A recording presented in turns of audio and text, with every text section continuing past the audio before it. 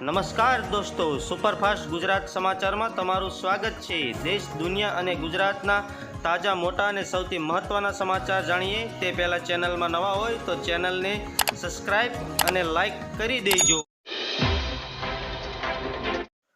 નમસ્કાર મિત્રો, મોદી આવશે ગુજરાત। વાઇબ્રન્ટ ગુજરાત સમિતિ માટે વડાપ્રધાન નરેન્દ્ર મોદી 2 દિવસ ગુજરાતના પ્રવાસે આવી રહ્યા છે। પીએમ મોદી 9 જાન્યુઆરીના રોજ ગ્લોબલ ટ્રેડ શો કાર્યક્રમમાં હાજરી આપશે। ગાંધીનગર હેલીપેડ ગ્રાઉન્ડ ખાતે યોજાનાર ગ્લોબલ ટ્રેડ શોને ખુલ્લો મૂકશે। તેમજ 9 જાન્યુઆરીએ પીએમ મોદી રાત્રે રાજભવનમાં રોકાણ કરશે। તેમજ 10 જાન્યુઆરીએ મહાત્મા મંદિરમાં વાઇબ્રન્ટ ગુજરાત ગ્લોબલ સમિતિનું ઉદ્ઘાટન કરશે। ફટાફટ બીજા સમાચારની વાત કરીએ તો નવા વર્ષના પ્રથમ દિવસે મોઢેરા સૂર્ય મંદિર ખાતે રાજ્ય કક્ષાનો સૂર્ય નમસ્કાર સમારોહ યોજાયો હતો। આ સૂર્ય નમસ્કાર સમારોહમાં 2500થી વધુ લોકોએ સૂર્ય નમસ્કાર કર્યા હતા। રાજ્ય કક્ષાનો કાર્યક્રમ મોઢેરા સહિત વિવિધ 107 આઇકોન સ્થળ યોજી ગિનિસ બુક ઓફ રેકોર્ડમાં પણ કાર્યક્રમની નોંધ લેવાયું તેવું આયોજન કરાયું હતું। મહેસાણા જિલ્લાના શર્મિષ્ઠા તળાવ અને હાટેશ્વર મંદિર સૂર્ય નમસ્કારનો કાર્યક્રમ યોજાયો હતો। ફટાફટ બીજા મહત્વ સમાચારની વાત કરીએ તો જમીન રીસર્વે અને પ્રોમલગેશન બાદની ક્ષતિ સુધારવાને લઈને સરકારે મહત્વનો નિર્ણય લીધો છે। જે ક્ષતિ સુધારવાને લઈ સમય મર્યાદા વધારાઈ છે। અત્રે જણાવીએ કે 1 વર્ષનો સમયગાળો વધાર્યો છે। 31 ડિસેમ્બર 2024 સુધી સમય મર્યાદા વધારવા અંગેનું મહેસૂલ વિભાગે નોટિફિકેશન બહાર પાડ્યું છે। ધારાસભ્યો તેમજ સ્થાનિક આગેવાનો દ્વારા રાજ્ય સરકારને અનેક ફરિયાદો મળી હતી। તેમજ વખતે રીસર્વે પ્રોમોલગેશનની કામગીરીના સમય વધારો કરવામાં આવતો હતો। ફટાફટ બીજા મહત્વ સમાચારની વાત કરીએ તો ગુજરાતમાં ફરી કોરોનાના કેસો ધીમી ગતિએ વધારો થઈ રહ્યો છે। 10 દિવસની અગાઉ ગુજરાતમાં માંડ 23 એક્ટિવ કેસ હતા।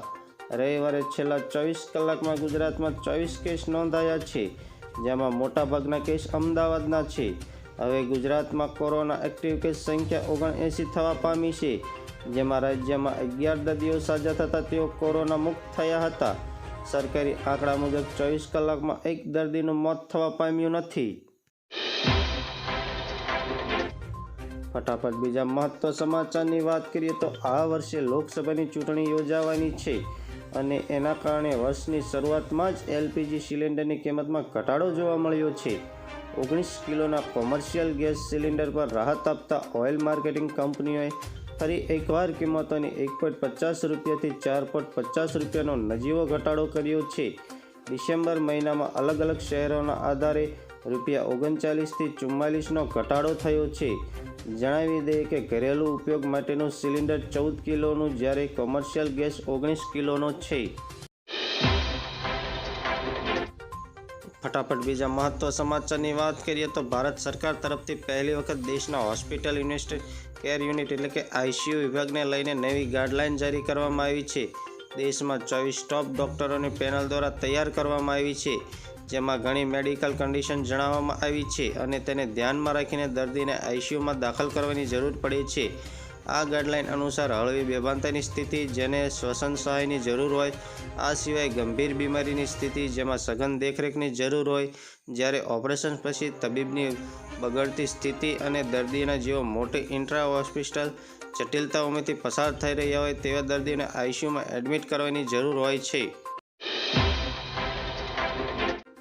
ફટાફટ બીજા મહત્વ સમાચારની વાત કરીએ તો ઇસરો એટલે કે ભારતીય અવકાશ સંશોધન સંસ્થાએ વર્ષ 2024ની શરૂઆત ધમાકેદાર રીતે કરી છે। અવકાશ એજન્સી નવા વર્ષના પ્રથમ દિવસે જ એક્સ-રે પોલેરીમીટર સેટેલાઇટ સફળતાપૂર્વક લોન્ચ કર્યું છે। આ સાથે જ બ્લેક હોલની સ્ટડી મામલે આ સિદ્ધિ મેળવનાર ભારત વિશ્વનો બીજો દેશ બની ગયો છે।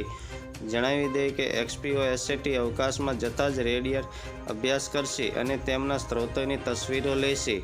તેમાં લગાલગ અને આવેલા ટેલિસ્કોપ રામન ઇન્સ્ટિટ્યૂટ દ્વારા બનાવવામાં આવ્યું છે।